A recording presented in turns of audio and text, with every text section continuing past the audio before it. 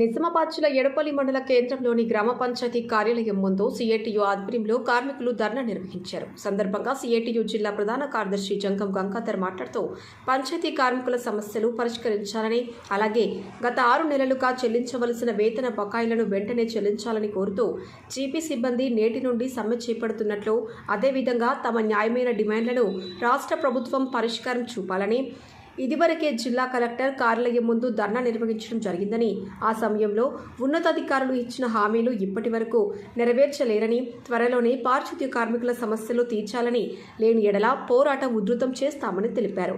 కార్యక్రమంలో సిఐటియు నాయకులు, గ్రామ పంచాయతీ కార్మికులు తదితరులు పాల్గొన్నారు.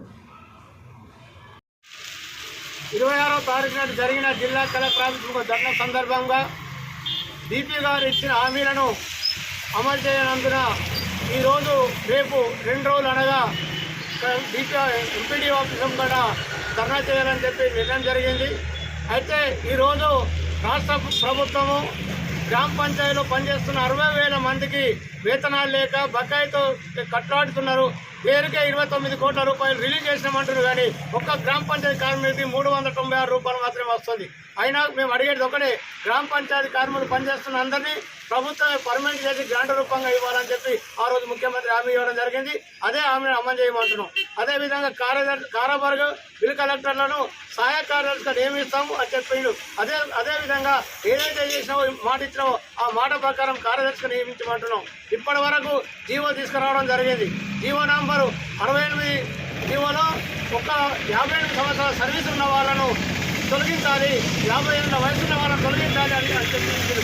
అందులో ఏమన్నది, ఆ కుటుంబం నుంచి ఎవరిని కూడా జీతం తీసుకునే అవసరం లేదు, వాళ్ళ ప్లేస్లో కూడా కొత్త వారిని నియమించుకునేది లేదని తీసుకొచ్చింది. వెంటనే మేము సవరణ చేసి 58 సంవత్సరాల రిటైర్మెంట్ బెనిఫిట్స్ కోసం గవర్నమెంట్లో ఏ విధంగా ఇస్తున్నారో మా గ్రామ పంచాయతీ కార్మికుడు కూడా గవర్నమెంట్లో ఒక భాగం కాబట్టి 2 లక్షల రూపాయలు రిటైర్మెంట్ బెనిఫిట్స్ ఇవ్వాలి, వాళ్ళ కుటుంబంలో ఉద్యోగం కల్పించాలని చెప్పి ప్రభుత్వానికి డిమాండ్ చేస్తున్నాం.